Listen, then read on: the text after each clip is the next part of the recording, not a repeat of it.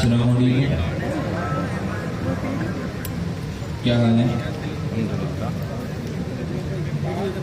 Student कम है या आवाज़ नहीं निकल रही? मार्केट खाली है? चलो आने दो, मार्केट का आने दो।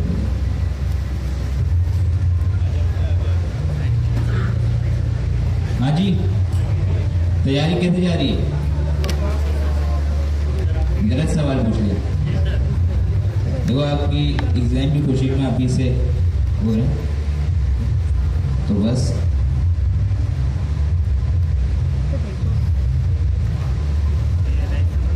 अच्छा एग्ज़ाम आप लोगों के बहुत ही जल्द होने वाले हैं, ये आपको बता दिया जाए। ज़्यादा टाइम आपके पास नहीं रहता और हमारी क्लासेस भी अब चंद ही बाकी हैं, तो वो भी ख़त्म हो जाएंगी और जैसे ही हमारी क्लास ख़त्म होंगी इंशाल्लाह आपकी एग्ज़ाम स्टार्ट हो जाएंगी, तो ऑफिशियल अनाउंसमेंट आपको मिल जाएगी, ठीक है। लेकिन ये बता दूं कि अभी तक कोई डेट नहीं आई, लेकिन बहुत ही करीब है, इतना आपको मैं बता दूं। तो ये अगर कोई खुश फैक्ट में है कि अभी तो क्लास चल रही है, इसके बाद हम पढ़ लेंगे, तो आपको शायद इस बार ये टाइम ना मिले। बी प्रिपेयर, सारे कंटेंट आपके पास मौजूद हैं, सारे रिसोर्सेज आपके पास मौजूद हैं। कितने ऐसे लोग हैं जो कि एग्ज़ाम की प्रिपरेशन कर रहे हैं? ठीक है, आपको ये बता दिया गया है कि आपके पास जो क्लास का कंटेंट है, इसके अलावा रिपोजिटरी है, डॉक्यूमेंटेशन है और इसके अलावा यूनिवर्सिटी उर्दू के चैनल है हमारा, उस पर बाकायदा एग्ज़ाम प्रिपरेशन की प्लेलिस्ट पे पड़ी।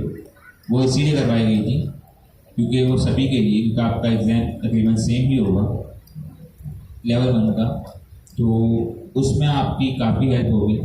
तो मैं आपको रिकमेंड ज़रूर करूँगा कि क्लास के कंटेंट के साथ साथ उससे भी ज़रूर एक्सप्लोर करें और जो कॉन्सेप्ट वहाँ बताए जाएंगे हो सकता बल्कि हैं वो इम्पोर्टेंट एग्ज़ाम के लिए। कितने लोग वो देख रहे हैं, फॉलो कर रहे हैं? क्या बात, तो बाकी लोग भी फॉलो करें, अच्छी बात है।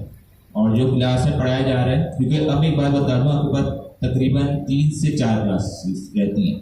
हमने थोड़ी डेडलाइन को एक्सटेंड कर दिया क्योंकि कंटेंट थोड़ा रहता था, तो 3 से 4 क्लासेस हमारे पास, मतलब ये पूरा मंथ है। लेकिन ये बता दूँ कि अब जितने भी टॉपिक हैं, हमारा विषय जो माइंड बना हुआ, तो हम कोशिश करेंगे हमारा सारा कंटेंट 2 क्लास में कवर कर दें, कोशिश करेंगे हम, ठीक है। वैसे हो जाएगा इंशाल्लाह, अब इतना आपको कंटेंट नहीं रहता। और अगली जो 2 क्लास होंगी हम वो डेडिकेट करेंगे रिवीजन और एग्जाम प्रिपरेशन पे, और कुछ एक्सटर्नल टॉपिक हमारे पास, एक प्रॉम्प्ट इंजीनियरिंग हो गया, मार्कडाउन हो गया, अगर टाइम मिला तो वो भी हम एक्सप्लोर करेंगे। ये मैं आपको इसलिए बता रहा हूँ ताकि आप किस तरह की प्लानिंग करें और जो चीज़ें अभी आपकी रह गई हैं वो कंप्लीट कर लें, क्योंकि अब जो अभी क्लास आएंगी वो बहुत इंपॉर्टेंट है। आपके अब तकरीबन सारे इंपॉर्टेंट टॉपिक्स रहते हैं और वो बहुत ही इंपॉर्टेंट है आपके एग्ज़ाम के लिए और एसडीके पर काम करने के लिए, दोनों के लिए। तो सीरियस हो जाएं। मैं भी कहूँगा आपके पास तकरीबन पौना से 1 महीना है, यस, जो भी टाइम होगा आपके पास, लेकिन टाइम है थोड़ा बहुत। इस दौरान अगर आप चाहें तो एग्ज़ाम की अच्छी खासी तैयारी कर सकते हैं, अगर अभी तक आपने नहीं की तो भी। तो बस यही कि रोज़ाना आपको बस थोड़ी मेहनत करनी पड़ेगी, बाकी अल्लाह मालिक है, ठीक है, टेंशन नहीं लेनी। लेकिन यह है कि एग्ज़ाम हो जाएगा अगर आपने प्रैक्टिस की होगी, हैंड्स ऑन हो जाएगा। सिर्फ पढ़ने से कुछ भी नहीं होगा, पढ़ने से ना ही आपका शायद एग्ज़ाम अच्छा पास हो, ना ही आप उस एसडीके पर काम कर सकते हैं। मेन चीज़ एग्ज़ाम का मकसद भी यही है कि आप एक अच्छे लेवल पे जो आप सीख रहे हैं उस पर आप काम कर सकें। तो प्रिपरेशन कीजिए भाई, टाइम बहुत थोड़ा रह गया, सीरियस हो जाए। बाकी आज के टॉपिक से स्टार्ट करते हैं।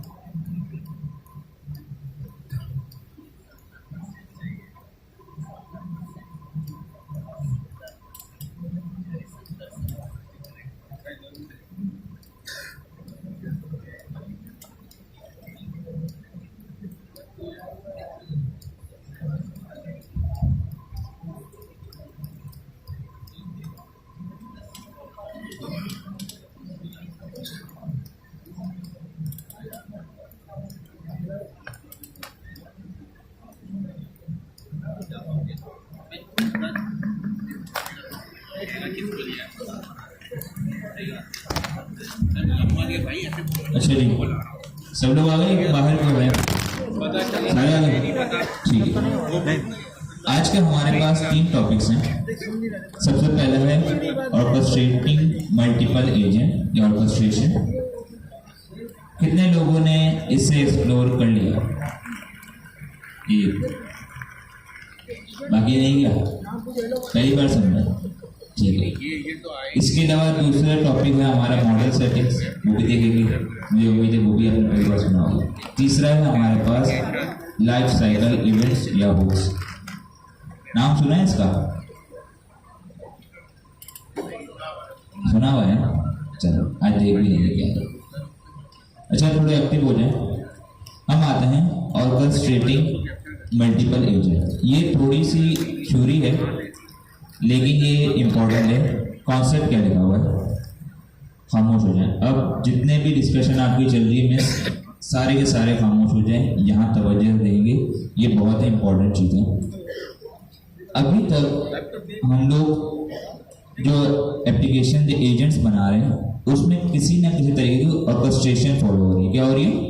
मतलब एक फ्लो बन रहा होता है। ऐसे ही कि पहले आप एजेंट के पास जाते हैं, एजेंट टूल को कॉल करता है, इसके अलावा फिर आपको आउटपुट देता है।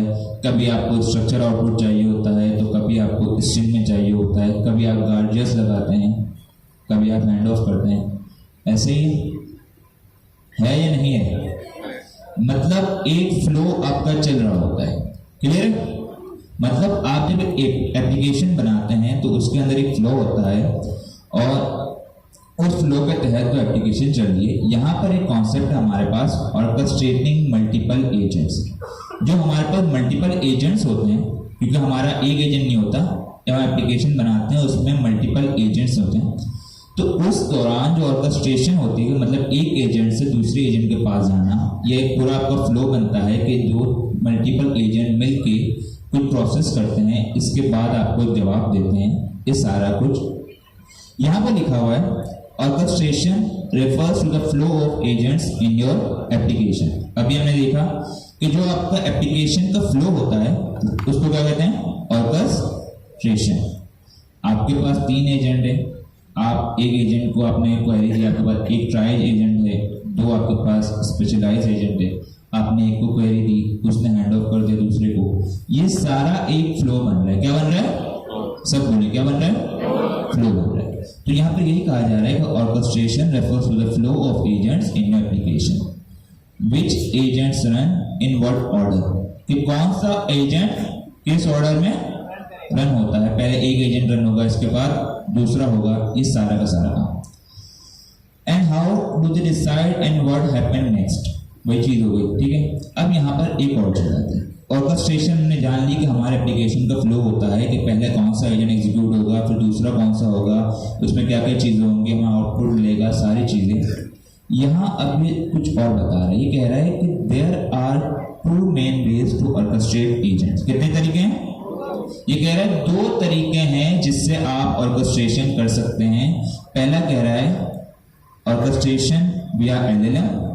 पहला कौन सा है? एलएलएम के जरिए ऑर्केस्ट्रेशन करना, और दूसरा जो है कोड के जरिए ऑर्केस्ट्रेशन करना। पहले सब कर रहे हैं, कितने तरीके हैं? एलएलएम 2। पहला कौन सा? एलएलएम के जरिए ऑर्केस्ट्रेशन करना, मतलब आपका एलएलएम डिसाइड करेगा कि फ्लो क्या होगा। आपका एलएलएम डिसाइड करेगा कि पहले कौन सा एजेंट आपका एग्जीक्यूट होगा, इसके बाद कौन सा एजेंट एग्जीक्यूट होगा। सिमिलरली कोड के अंदर हम डेवलपर ये डिसाइड करेगा कोड के जरिए कि आपकी एप्लीकेशन का फ्लो क्या होगा, कि मतलब पहले कौन सा एजेंट एग्जीक्यूट होना चाहिए, लास्ट में कौन सा एग्जीक्यूट होना चाहिए, किसमें क्या इनपुट जाना चाहिए, और ये सारा कुछ समझ आया ना? ठीक है, अब आगे बढ़ते हैं।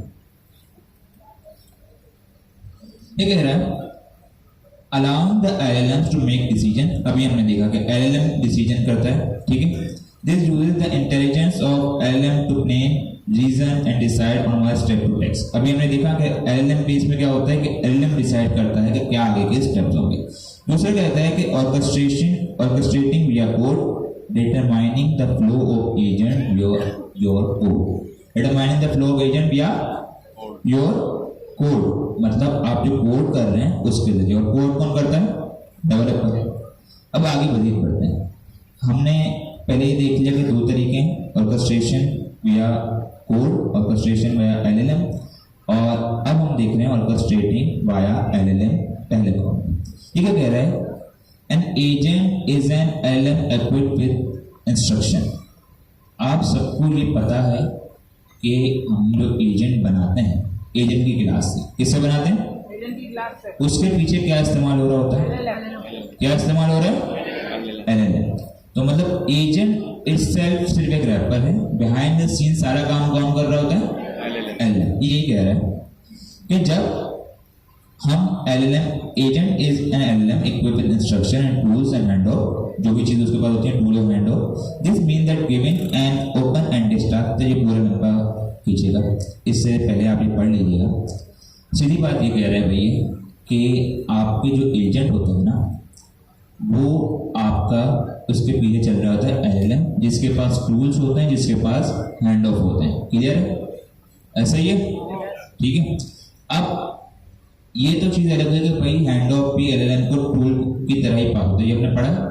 लेकिन अभी हमारे पास क्या है? हैंड ऑफ भी होते हैं, टूल्स भी होते हैं। तो यहाँ पर यही कहा जा रहा है कि जब आप एक एप्लीकेशन चलाते हैं, जब आप एक एप्लीकेशन का फ्लो चलाते हैं, उसमें अगर आपका एलएलएम ये डिसीजन ले रहा है कि उसे कौन सा टूल कॉल करना चाहिए, उसे हैंड ऑफ करके किस एजेंट के पास जाना चाहिए, और आपके एग्जीक्यूशन का फ्लो क्या क्या होगा, तो वो ऑर्केस्ट्रेशन क्या कहेगी? LLM based orchestration. मतलब उस ऑर्केस्ट्रेशन, उस फ्लो को जो मैनेज कर रहा होगा, वो एलएलएम कर रहा होगा, वो खुद से एलएलएम के जरिए काम हो रहा होगा। क्लियर है? अब यहां पर गया था नहीं,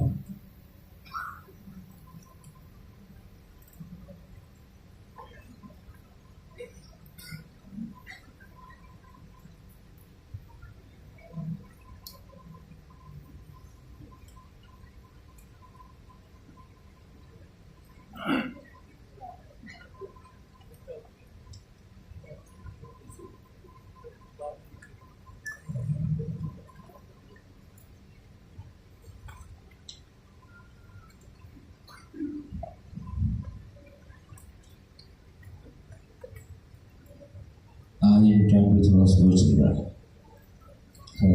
अच्छा, ये समझ आया? ऑर्केस्ट्रेशन वाया एलएलएम सब दोहराएंगे। क्या होता है भाई ऑर्केस्ट्रेशन वाया एलएलएम? ऐसा फ्लो जो कि एलएलएम मैनेज कर रहा हो, कि आपके एप्लीकेशन का जो फ्लो हो, मतलब पहले कौन सा एजेंट कॉल होगा, उसमें टूल कौन से कॉल होंगे, उसके अंदर आप हैंड ऑफ करोगे तो दूसरा एजेंट कौन सा आएगा, ये सारा अगर आपका एलएलएम खुद डिसाइड कर रहा है, तो आपकी जो एप्लीकेशन का फ्लो है वो क्या कहलाएगा? एलएलएम बेस्ड फ्लो या ऑर्केस्ट्रेशन। ठीक है? ये जितना आसान आपको लग रहा है इतना इंपॉर्टेंट भी है, ना बता दो, बाकी आसान बड़ा है। इसके अलावा यहाँ पर मैंने कुछ चीज बताई है कि भाई आप जब सब एजेंट बनाते हैं और एग्जांपल दिया वेबसाइट टू फाइंड इंफॉर्मेशन, ये सारी चीजें पढ़ लीजिएगा। मेन चीज यहाँ पर है, हमारे पास यहाँ आते हैं दिस पैटर्न। अब ये जो हमारे पास पैटर्न बता रहा है ना एलएलएम ऑर्केस्ट्रेशन वाला फ्लो, इसके फायदे बता रहा है और इसमें कुछ तरीके बता रहा है कि आप इसको किस तरीके से टैकल कर सकते हैं। कुछ गुड प्रैक्टिसेस बता रहा है। सबसे पहले, जब भी आपका फ्लो होगा वो एलएलएम बेस होगा, तो ये एक बात बताएं कि एज ए एलएलएम या चैट जीपीटी यूज आप करते हैं, क्या ऐसी चीज है जो कि एलएलएम के रिस्पॉन्स को बेहतर बनाती है? Prompt engineering. क्या? Prompt engineering. आपका जितना अच्छा प्रॉम्प्ट होगा उतना ही अच्छा एलएलएम आपको जवाब देगा। तो यहाँ पहली लाइन यही बताई जा रही है कि जब, यहाँ इन्होंने कुछ गुड प्रैक्टिस बताई है हमें, ये कह रहे हैं कि जब आपका जो फ्लो हो वो एलएलएम बेस हो, तो आपने क्या करना है, आपने अच्छे प्रॉम्प्ट लिखने हैं, इसको जो इंस्ट्रक्शन देने हैं वो क्लियर देने हैं। आपके जो टूल्स हैं, आपके जो टूल्स हैं उनकी जो डिस्क्रिप्शन होती है वो आपने क्लियर डिफाइन करनी है। ये बताएं टूल्स की डिस्क्रिप्शन कैसे डिफाइन करेंगे? हम टूल बनाते हैं, आया ना? अच्छा जाग जाओ ना, टूल बनाया है। टूल की अगर डिस्क्रिप्शन हमें देनी हो तो क्या वो चीज है जिसके जरिए हम टूल की डिस्क्रिप्शन डिफाइन कर सकते हैं? क्या? Doc string. तो वही कह रहा है कि सबसे पहली चीज आपने अच्छा प्रॉम्प्ट लिखना है। आपका जो सिस्टम प्रॉम्प्ट हो वो आपको क्लियर होना चाहिए। सिस्टम प्रॉम्प्ट क्या होता है? पर्सोना। क्या होता है? पर्सोना उस बताता है एजेंट को कि आपने किस तरीके से बिहेव करना है। याददाश्त थोड़ी थोड़ी आ रही है, ठीक है। इसके अलावा टूल बता रहा है और ये बता रहा है कि उससे आपने किस तरीके से यूज करना है। इसके अलावा जब आप टूल बनाते हैं तो उसके अंदर कुछ पैरामीटर्स होते हैं, आपने उनको डिफाइन करना है कि ये टूल्स कौन से पैरामीटर इस्तेमाल करेगा। डॉक स्ट्रिंग के अंदर हमारे पास आर्क्स हम लिखते हैं, एक हम लोग डेफिनेशन लिखते हैं, हेडिंग लिखते हैं आर्क्स और मतलब आर्ग्यूमेंट्स, और उसके नीचे हमारे पास जो लिखे जाते हैं वो आर्ग्यूमेंट्स आपके पैरामीटर होते हैं, उनकी डिस्क्रिप्शन होती है, ठीक है। वो हम कोडिंग जब करेंगे तब आपको दोबारा बता दूंगा, ठीक है। इसके अलावा क्या कह रहा है?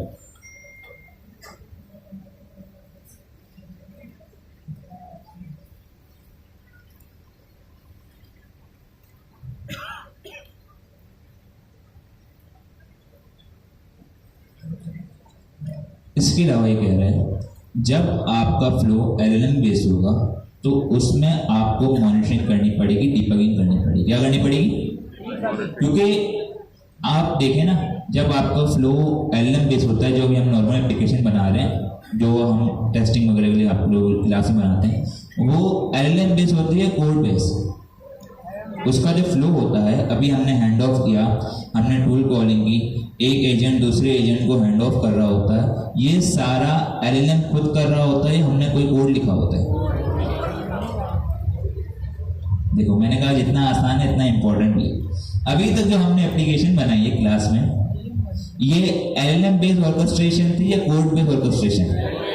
कितने लोग कह रहे हैं कोड बेस्ड ऑर्केस्ट्रेशन? कितने लोग कह रहे हैं एलएलएम बेस्ड ऑर्केस्ट्रेशन? मुकाबला बराबर रहे। दो वर्षन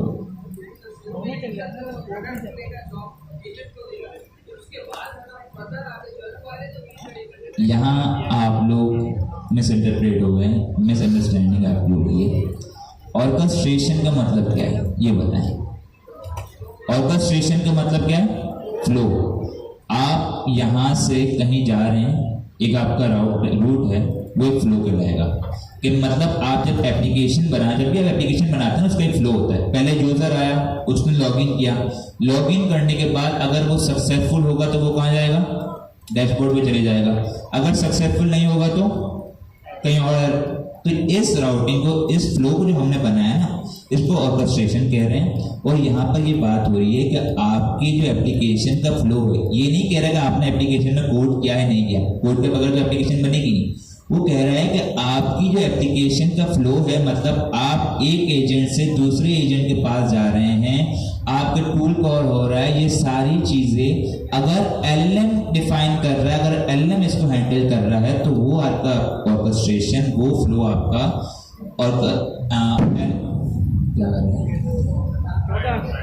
ठीक है भाई, एलएलएम भी ऑर्केस्ट्रेशन होगी। और अगर आप खुद ही डिफाइन कर रहे हैं कि पहले आपका ये एजेंट कॉल होगा, उसके बाद दूसरा एजेंट कॉल होगा, तो वो जो हमारा ऑर्केस्ट्रेशन कहलाएगी, वो फ्लो कहलाएगा, वो कोड के जरिए बनाया गया फ्लो कहलाएगा।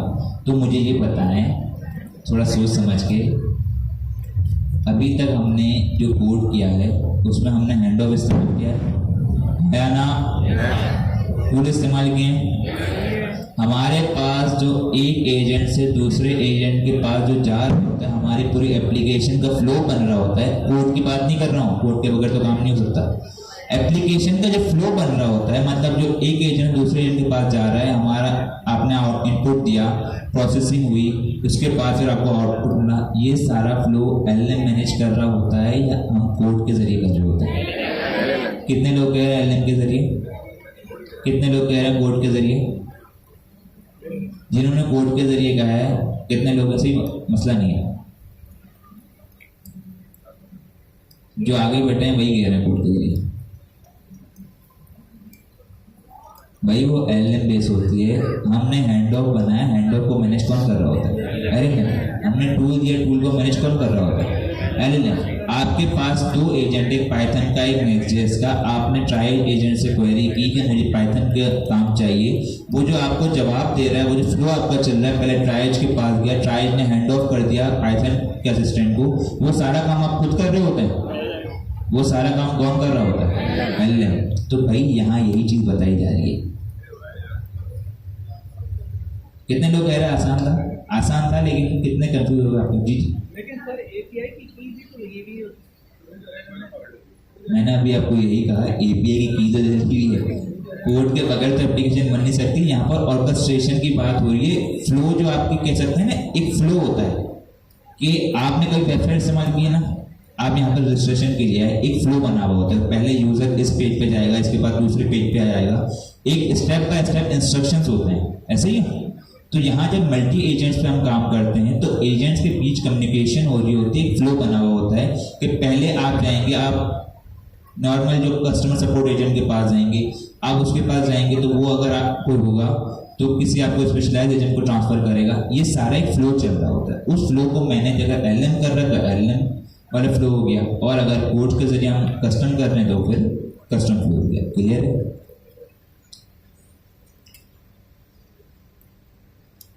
उस की का क्या फायदा है समझ में नहीं आया। की तो LLM चलाने के लिए है ना, जब आपके पास की नहीं होगी तो LLM कैसे चलेगा?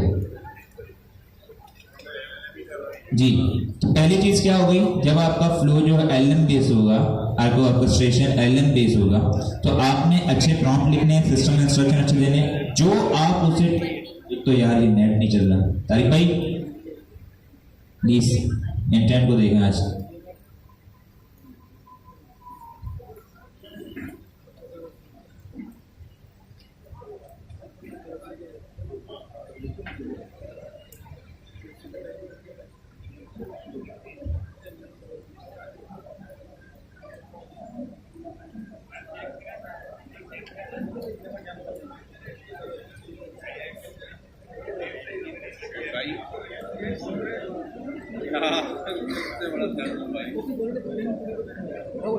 भाई आप कई बार पूरा लिखते हैं डिटेल में, डीपी से बात नहीं करें,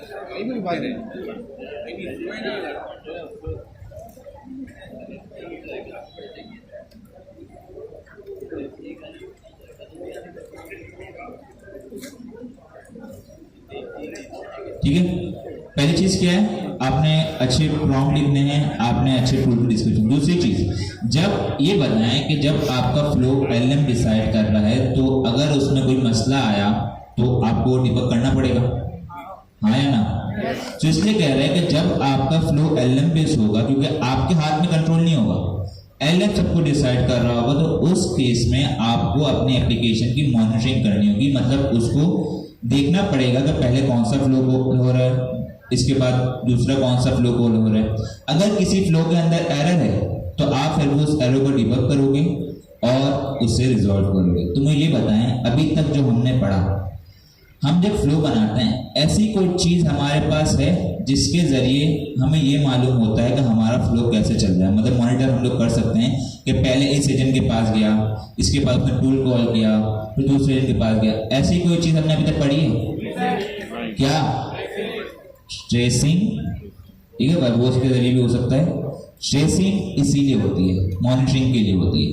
ट्रेसिंग का मतलब ये होता है कि आपके लॉग्स बनते हैं, ट्रेस हो रहा है। आपने बोला ट्रेसिंग का मतलब क्या होता है? किसी को ट्रेस करना, उसकी लोकेशन देखना और उसका मतलब कहाँ कहाँ हो गया है, सारी चीजें। सिमिलरली यहाँ पर जब आप एप्लीकेशन बनाते हैं तो उसकी ट्रेसिंग होती है, उसको लॉग्स बनते हैं। इसी के जरिए आप अपनी एप्लीकेशन को मॉनिटर कर सकते हैं। अगर कहीं टूल में एरर आ रहा होगा तो वहां पर पता चल जाएगा आपको। आपका फ्लो जो है, क्योंकि हमें तो नहीं पता, यहाँ जब हमें क्वेरी करते हैं तो हमें तो नहीं पता होता कि कहाँ कहाँ LLM गया है। आपको नहीं पता कि LLM में आपको जवाब देने कितने LLM को कॉल किया, कितने टूल कॉल को कॉल किया।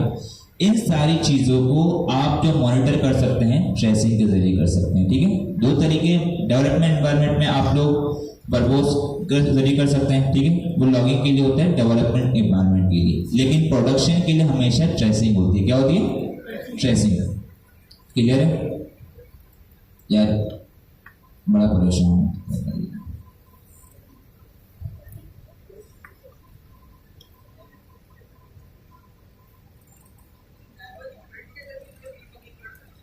वो गुड प्रैक्टिस नहीं है, वो डिबगिंग, वो डेवलपमेंट एनवायरनमेंट की बात हो रही है ना, उसके लिए उन्होंने।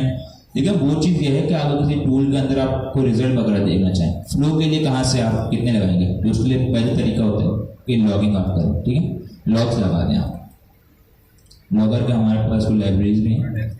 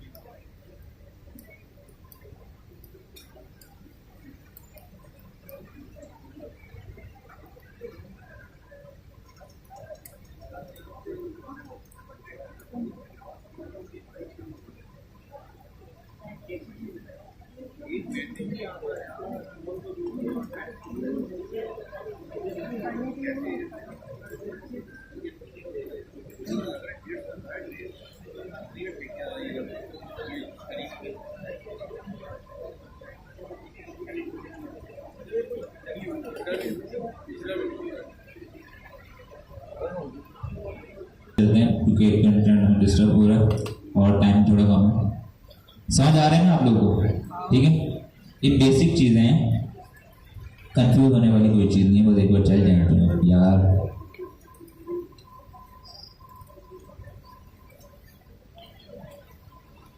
मसला यहाँ पर डेटा भी नहीं चलता है।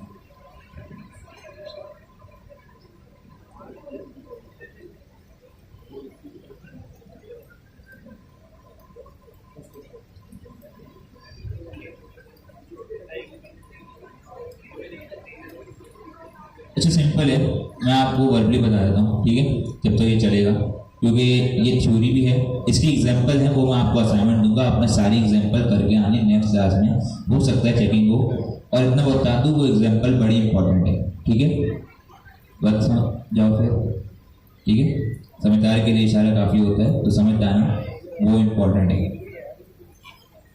इसके अलावा हमारे पास दूसरी चीजें, एक तरीका हमने ये देखा कि हमारे पास, अच्छा यहाँ पर अब सब नोटिस करेंगे, ठीक है, इसको छोड़ दो, हम ऐसे ही देख लेते हैं। पहला तरीका ये है, हमें ये मालूम हो गया कि हमारे पास अगर फ्लो के डिसाइड एलएम कर रहा है तो वो एलएम वाला फ्लो हो गया। पहले तरीका उसमें क्या है कि आपने उसमें गुड अच्छे प्रॉम्प्ट लिखने होते हैं, सिस्टम इंस्ट्रक्शन अच्छा दें, आप जो टूल डिफाइन कर रहे हैं उसकी क्लियर इंस्ट्रक्शन हो, टूल की डेफिनेशन सही हो, उसके पैरामीटर की डिस्क्रिप्शन हो, सारी चीजें हो। इसके अलावा हम जो एलएम बेस हमारा फ्लो चल रहा है उसको उसे मॉनिटर करना पड़ता है। क्या करना पड़ता है? ये सारी गुड प्रैक्टिस है कि आप उसे मॉनिटर करें, जहां आपको इश्यू आ रहा है उसे आप डिबग करें, उसको रिजॉल्व करें। इसके अलावा हमारे पास एक और तरीका है, बता रहे हैं कि आप जब एजेंट को इस्तेमाल कर रहे होंगे तो उस एजेंट को जरूरी नहीं है कि आप बालों का ऐसा होता है कि आपने एक आंसर लिया, ऐसा हो सकता है कि आपने एक एजेंट बनाया, आपने कहा उसे ऐसे या रिपोर्ट बना के दे, ठीक है, समझो एक फाइनेंशियल रिपोर्ट बना के दे, उसे पहली बार आंसर दिया, आपको पसंद नहीं आया, आपने उसे कहा दोबारा आंसर दे। तो इस चीज को जब हम लोग बार बार उसको रिवाइंड करेंगे, उसे कहेंगे कि भाई आप अपने आंसर को दोबारा रिव्यू करें और इससे बेहतर आंसर दें, तो यही अपर कहा जा रहा है कि allow the agent to introspect and improve, इसे कहेंगे इम्प्रूवमेंट। क्या कहेंगे? इम्प्रूवमेंट, क्योंकि जो एजेंट आंसर दे रहा है उसे हम मजीद इम्प्रूव करना चाह रहे हैं, इम्प्रोवाइज करवाना चाह रहे हैं। उसके लिए हमारे पास मल्टीपल तरीके होते हैं। एक तो ये होता है कि हम एलएलएम को एक लूप बनाएं। क्या बनाएं? फोर लूप आता है, ठीक है, हमने एक लूप बनाया और हमने कहा ये लूप 5 बार चले। कितनी बार चलेगा? 5 बार। 5 बार हमने एजेंट को उस लूप के अंदर चला दिया। अब क्या होगा कि एक हमने उसे प्री डिफाइन इंस्ट्रक्शन दे दिए कि भाई आपने 5 बार चलना है, मतलब आपने अपने आंसर को 5 बार रिफाइन करना है। रिफाइन का समझ आया? आपने कैसे बनाया, उसने उसी को दोबारा इनपुट लिया, उसको रिफाइन किया, फिर उसने इससे बेहतर वर्जन बनाया, फिर दोबारा हमने लूप में चला। तो ये भी एक तरीका है। इसके अलावा ये हो सकता है, सपोज करें मैंने एक एजेंट बनाया जो कि रिपोर्ट जनरेट कर रहा है। क्या बना रहा है? Report generate. इसके अलावा मैं एक दूसरा एजेंट बनाऊंगा जो कि उस रिपोर्ट को रिव्यू करेगा। उस रिपोर्ट को रिव्यू करेगा और वो ये डिसाइड करेगा कि रिपोर्ट ओके है या नहीं है। अगर रिपोर्ट ओके नहीं होगी तो वो दोबारा भेजेगा उस एजेंट के पास, वो दोबारा जनरेट करेगा, और अगर दोबारा जब जनरेट करने के बाद वो दोबारा रिव्यूअर के पास जाएगा। सिंपल यही कहानी है, एक स्टूडेंट ने टीचर को रिव्यू करवाया। सिमिलरली हमारे पास 2 एजेंट होंगे। ये सारे तरीके गुड प्रैक्टिस हैं। आपने एक एजेंट बनाया जो कि रिपोर्ट जनरेट कर रहा है, एक रिव्यूअर एजेंट है जो कि उस रिपोर्ट को रिव्यू कर रहा है। अगर रिपोर्ट सही होगी तो एक्सेप्ट हो जाएगी, अगर रिपोर्ट सही नहीं होगी तो वो दोबारा भेज देगा रिपोर्ट वाले एजेंट के पास कि आप दोबारा इसको इम्प्रोवाइज करो, इसे इम्प्रूव करो। समझ आ गया? एक ही तरीका। इसके अलावा बता रहा है, हमने हैंड ऑफ पढ़ा था। हैंड ऑफ का कॉन्सेप्ट क्या था? यहां यही बताया जा रहा है, जब आप देख लेंगे। चलिए आप देखना चल जाएगा, अच्छी बात है। खैर, हैंड ऑफ हमने पढ़ा था। हैंड ऑफ का मेन मकसद क्या था? कि एक एजेंट से दूसरे एजेंट को रिस्पॉन्सिबिलिटी ट्रांसफर करना। लेकिन वहां पर कुछ सवाल भी आए थे कि भाई एक ही एजेंट अगर सारा काम कर सकता है तो हमें मल्टीपल एजेंट बनाने की जरूरत क्या पड़ी? उसका जवाब हमने दे दिया था कि भाई जब आपका एक बड़ी एप्लीकेशन होती है, एक आपका अच्छा फ्लो होता है, तो उसमें आप ये नहीं चाहते कि एक ही एजेंट सारा काम कर रहा है। उसकी एफिशिएंसी को अफेक्ट पड़ता है, उसकी एफिशिएंसी को अफेक्ट पड़ता है, जिसकी वजह से आपका शायद हो सकता है एप्लीकेशन इतना अच्छा परफॉर्म ना करे। तो यहाँ यही बताया जा रहा है कि जब भी आप अपने LLM बेस्ड ऑर्केस्ट्रेशन वाला फ्लो बनाएं, आपके हर एक टास्क को करने के लिए, एक स्पेसिफिक टास्क को, कॉम्प्लेक्स टास्क को परफॉर्म करने के लिए एक स्पेशलाइज्ड एजेंट होना चाहिए। क्या होना चाहिए? स्पेशलाइज्ड एजेंट होना चाहिए। क्लियर है? क्या क्या तरीके हुए? अगर आपका फ्लो है, जो अभी हम काम कर रहे होते हैं, उसमें क्या है? अच्छा प्रॉम्प्ट लिखो, इंस्ट्रक्शन अच्छे हो, आपके टूल्स से उनकी डिस्क्रिप्शन अच्छी हो, आप मॉनिटरिंग कर रहे हो, आप ये डिबगिंग कर रहे हो कि कहाँ इशू आ रहा है। इसके अलावा आप जब एजेंट से काम करवा रहे हो, अगर आप चाहें तो उसको लूप में चला के उसके आंसर को दोबारा रिव्यू करवा के इम्प्रूव भी करवा सकते हैं। आप एक दूसरा एजेंट बना के उससे रिव्यू करवा सकते हैं। इसके अलावा आपको ये चाहिए कि जब आपका एक कॉम्प्लेक्स टास्क है तो उस टास्क को परफॉर्म करने के लिए एक स्पेशलाइज्ड एजेंट होना चाहिए। क्लियर है? समझ आया? ये सारी गुड प्रैक्टिस हैं। क्लियर हुआ ये? ठीक है, चला।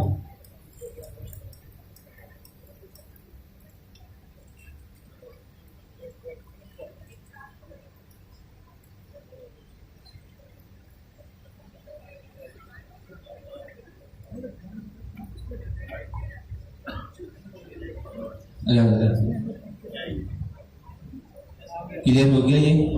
ठीक है, इसके बाद आते हैं, ये तो हमारा हो गया नॉर्मल काम। अब ये बात करते हैं कि अगर आपने अपने जो एप्लीकेशन का फ्लो खुद डिसाइड करना है, कोड के जरिए डिफाइन करना है, तो फिर आप कैसे करेंगे? अब मुझे ये जवाब दें, हमने स्ट्रक्चर आउटपुट पढ़ा, हाँ या ना? ठीक है, ये पहले कह रहे हैं कि आप स्ट्रक्चर आउटपुट के जरिए अपनी एप्लीकेशन का फ्लो डिसाइड कर सकते हैं। क्या कर सकते हैं? स्ट्रक्चर आउटपुट के जरिए अपनी एप्लीकेशन का फ्लो डिसाइड कर सकते हैं। फॉर सपोज मेरे पास 3 एजेंट, कितने एजेंट? 3 एजेंट है, और एक है मेरे पास मेन एजेंट, 2 है मेरे पास सब एजेंट। एक क्या है? मेन एजेंट, 2 है सब एजेंट। अब मैं हैंड ऑफ का इस्तेमाल नहीं कर रहा, मैं क्या करूंगा, मैं अपने मेन एजेंट को स्ट्रक्चर आउटपुट की स्ट्रक्चर टाइपिंग प्रोवाइड कर दूंगा। ठीक है, मैं चाहता हूं कि वो क्वेरी को देखे और वो डिसाइड करे कि इसकी टाइप पाइथन है या नेक्स्ट.जेएस है, इसकी टाइप पाइथन है या नेक्स्ट.जेएस है।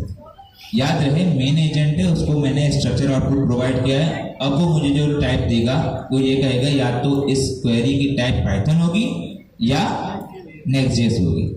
अब जब वो चलेगा, मैंने हैंड ऑफ नहीं दिया, मैंने एक इफ की कंडीशन लगाई। क्या लगाई? इफ की कंडीशन। मैंने कहा अगर इस एजेंट के आंसर जो कि स्ट्रक्चर आउटपुट, ठीक है, अगर एजेंट का आंसर, मैं अगर यहाँ पर आपको एग्जांपल भी दूं, यहाँ पर सपोज करें एजेंट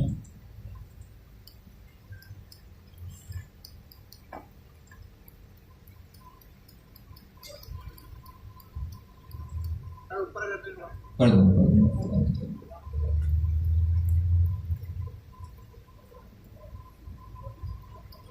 दूसरे के लैपटॉप में वाकई काम करना मुश्किल होता है।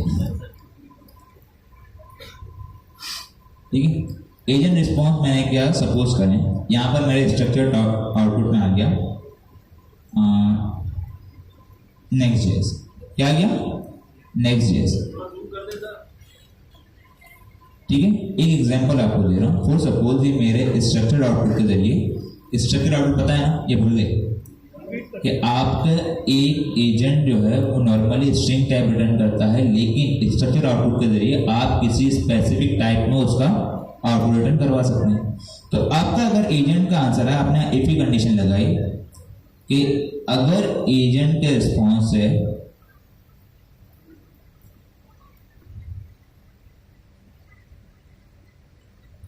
उसकी टाइप अगर नेक्स्ट.जेएस है, उसकी टाइप अगर नेक्स्ट.जेएस है, तो यहां पर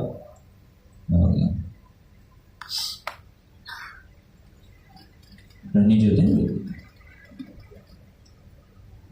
सॉरी एक तो पाइथन जावास्क्रिप्ट में मिक्स हो जाती है। क्या होता है इसमें? चलो एजेंट के रिस्पॉन्स, तो हमारे पास सपोज करें यहाँ पर नेक्स्ट.जेएस वाला एजेंट चलेगा,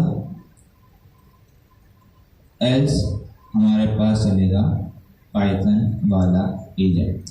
अब यहाँ मैंने एजेंट जब मैं बना भी सकता हूँ, अब मुझे यहाँ पे क्या करना पड़ेगा, मैं यहाँ पर सिंपल ऐसे कर सकता हूँ, result equal to runner dot run, आगे एजेंट और उसको मैंने इनपुट दे दिया। हो सकता है ऐसा? तो ये जो आपका फ्लो हुआ, मुझे ये बताएं क्या ये मेरा एक एजेंट से दूसरे एजेंट के पास जो मैं फ्लो बना रहा हूँ, ये मैं कोड के जरिए बना रहा हूँ या एजेंट जो है एलएम को डिसाइड कर रहा है कोड के जरिए? तो यहाँ यही बताया जा रहा है कि आप स्ट्रक्चर आउटपुट के जरिए, आप स्ट्रक्चर आउटपुट के जरिए अपने जो कोड, अपना जो फ्लो है एप्लीकेशन का, उसको डिफाइन कर सकते हैं। क्लियर है? इसके बाद क्या कह रहे हैं आप? अभी ये बताएं, हमारे पास एक कॉन्सेप्ट आता है चेनिंग का। क्या आता है? चेन क्या होता है? चेन आपने देखी है, उसमें मल्टीपल कीज होते हैं, कड़ियां होती हैं, एक कड़ी दूसरे कड़ी से अटैच होती है, ऐसे ही है।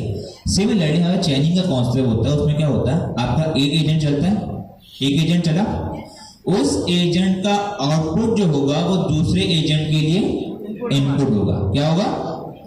दूसरे एजेंट के लिए इनपुट होगा। सपोज करें आपके पास 4 एजेंट, आपके पास 4 एजेंट, अभी आपके पास 4 एजेंट है, आप चाहते हैं कि पहले मेरा एक एजेंट चले, वो कुछ आपको प्रोसेसिंग करे, प्रोसेस करने के बाद लाइक आप बैंक में जाते हैं ऐसे ही अकाउंट खुलवाने के लिए, आपने देखा होगा जब अकाउंट खुलवाने के लिए जाते हैं तो मल्टीपल स्टेप्स होते हैं, प्रीडिफाइंड स्टेप्स होते हैं।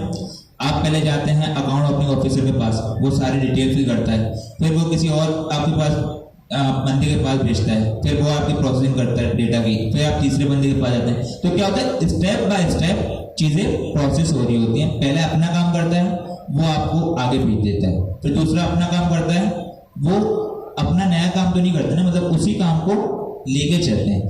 सिमिलरली चेंजिंग का कॉन्सेप्ट जो होता है, हमारा मल्टीपल एजेंट्स होते हैं और वो एक दूसरे से जुड़े हुए होते हैं इस तरीके से कि पहला जो एजेंट होता है वो आउटपुट जनरेट करता है, उसका आउटपुट दूसरे एजेंट के लिए इनपुट होता है। क्लियर है? ठीक है, ये सारी एग्जांपल मौजूद है, टेंशन वाली बात नहीं है। ठीक है, इसके अलावा मैं इसको जरा ऊपर बोलूँ ताकि आप सबको नजर भी आ जाए।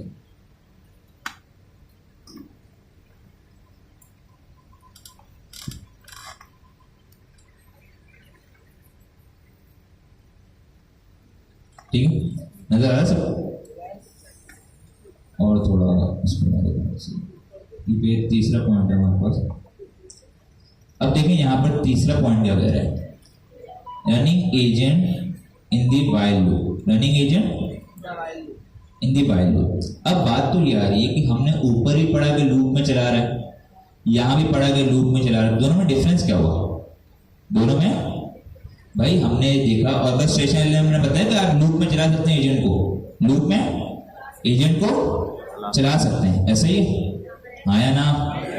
यहां ये कह रहा है कि आप वाइल लूप चला के एजेंट को इवेल्युएट कर सकते हैं, फीडबैक प्रोवाइड कर सकते हैं, ऐसे ही। लेकिन यहां जब आपका एलएम चलेगा तो एक चीज और डिफाइन होगी।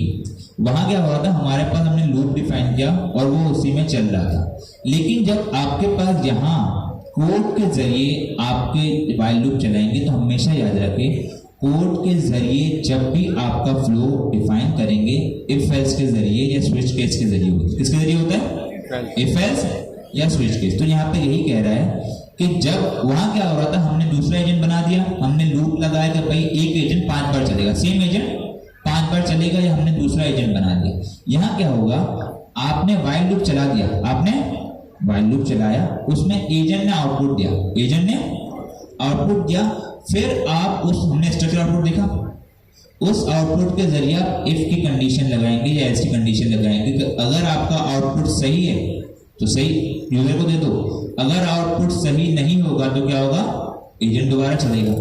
डिफरेंस समझ आया? वहां क्या हो रहा था, हमारे पास लूप चल रहा था सेम एजेंट भी, ठीक है, एक एजेंट को दोबारा हम वही इनपुट देते, वो उसको रिफाइन करता जा रहा था, या हमने कहा कि एक दूसरा रिव्यूअर एजेंट बन जाएगा जो उसको कर देगा। यहाँ हमारे पास लूप चलेगा, लेकिन लूप के अंदर जो आपकी राउटिंग होगी, फ्लो होगी, वो कोड के जरिए डिफाइन हुई होगी। क्लियर है? समझ आया? इसके बाद ये कह रहा है कि एक और चीज है, हम अभी तक जितना भी काम कर रहे हैं उसमें एजेंट सिक्वेंशियली चलते हैं। क्या चलते हैं? सब बोले क्या चलते हैं? सिक्वेंशियली।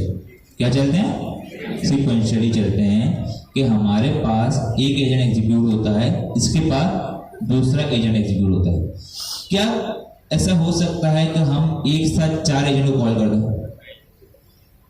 एलएलएम वाया ऑर्केस्ट्रेशन में ये पॉसिबल नहीं है एक तरीके से, क्योंकि वहां पर हैंड ऑफ होता है आपका एक एजेंट या दूसरे एजेंट के पास। लेकिन अगर आप चाह रहे हैं कि आप 4 से 5 एजेंट जो आपके हैं, आप सबको एक साथ कॉल कर दें, सबको एक साथ कॉल कर दें, ये काम आप लोग कर सकते हैं कोडिंग के जरिए। कोड में हमारे पास एसी का हमने पढ़ा है, उसका एक मेथड है गैदर। क्या है? कभी हम देखेंगे उसे, एसी गैदर, और उसके जरिए आप लोग ये काम करवा सकते हैं। क्लियर है? इतना समझ आया? अब यहां पर उन्होंने एंड के अंदर कोई एग्जांपल दी है। अगर मैं इसे क्लिक करूं, यहां देखिए एंड पर लिखा है we have number of example. तो मैंने कोड नहीं करवाया कि यहाँ पर उन्होंने एग्जांपल ऑलरेडी दी है, कोड करवाया तो आपका आज का टॉपिक ये पूरा निकल जाता। ठीक है, यहाँ आते हैं हमारे पास, और मैं बता दूं ये आपने सबने करना है। एजेंट टूल हमने देख लिया। यहाँ एक चीज है डिटरमिनिस्टिक। क्या लिखा हुआ है? इसे क्लिक करते हैं। यहाँ ये सारी चीजें लिखी हुई हैं। अब देखें, 2 चीज हो गई। डिटरमिनिस्टिक का मतलब पता है कि आपका सेम फ्लो हो, मतलब उसमें चेंजेस ना हो। हर बार जब आप चलाएंगे तो सेम फ्लो होगा। मुझे ये बताएं, जब आपका जो ऑर्केस्ट्रेशन में फ्लो है एलएलएम के हाथ होगा, तो क्या वो डिटरमिनिस्टिक मतलब सेम होगा हर बार, या वो चेंज हो सकता है? वो चेंज हो सकता है, क्योंकि एलएलएम खुद डिसाइड करेगा। हर बार हो सकता है कि वो किसी और एजेंट को हैंड ऑफ कर दे, हमारे हाथ में नहीं है। लेकिन अगर आप ऐसा फ्लो बनाना चाहें जो डिटरमिनिस्टिक हो, मतलब वो सेम फ्लो हो, तो इस केस में हमारे पास ऑर्केस्ट्रेशन वाया कोड के जरिए हम करवा सकते हैं। मतलब ये डिटरमाइन हुआ होता है, पहले से प्री डिफाइंड हुआ होता है, ये एलएलएम डिसाइड नहीं करता, हमारे कोड के जरिए। तो यहाँ इन्होंने क्या किया है, सबसे पहले हमने एक एजेंट बनाया, ठीक है, स्टोरी आउटलाइन एजेंट। इसके नीचे इन्होंने एक टाइप बनाई है। क्या बनाई है? टाइप। इसके बाद आउटलाइन चेकर एजेंट बनाया, जो कि उसके पास स्ट्रक्चर आउटपुट है। अभी हमने पढ़ा था स्ट्रक्चर आउटपुट के जरिए हम करवा सकते हैं ऑर्केस्ट्रेशन। ये वही चीज हो रही है। कर रहा हूं भाई।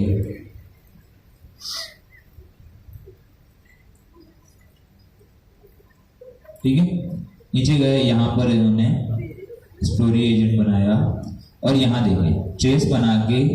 अब यहां हो क्या रहा है, सबसे पहले इन्होंने एक चलाया, देखें यहाँ हो क्या रहा है, सबसे पहले उन्होंने आउटलाइन बनाई, क्या बनाई, आउटलाइन बनाई इन्होंने, एक एजेंट चलाया स्टोरी आउटलाइन एजेंट, इसका रिजल्ट आ गया, इसका रिजल्ट आ गया, क्या आया,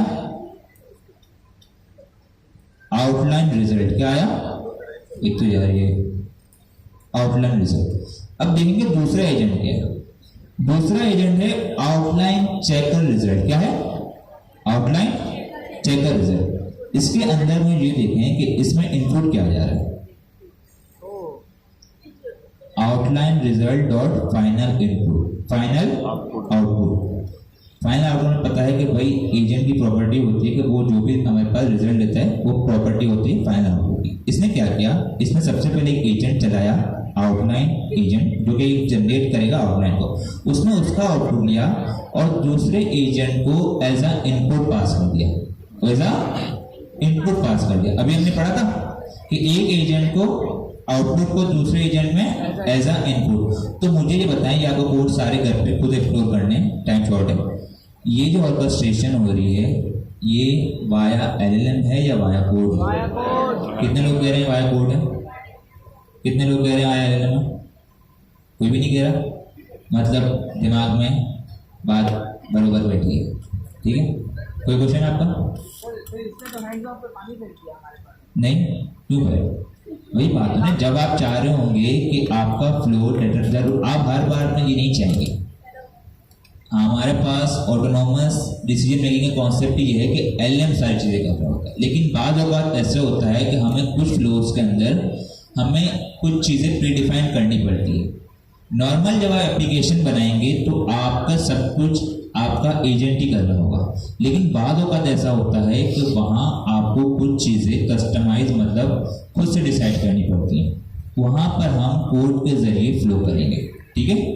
आप दोनों काम करवा सकते हैं। इसमें एक और चीज़ भी फायदा है, अगर आप ये चाहते हैं कि, क्योंकि देखें आपका जो क्वेरी है वो एलएम के पास आएगी, आया ना, ठीक है। फिर एलएम डिसाइड करेगा तो दूसरे एजेंट को कॉल करना नहीं करना, अगर वो नहीं होगा तो फिर तो दूसरे को कॉल करेगा, बार बार एलएम चलेगा, आपके टोकन ज़ाया होंगे, टोकन ज़्यादा गए होंगे।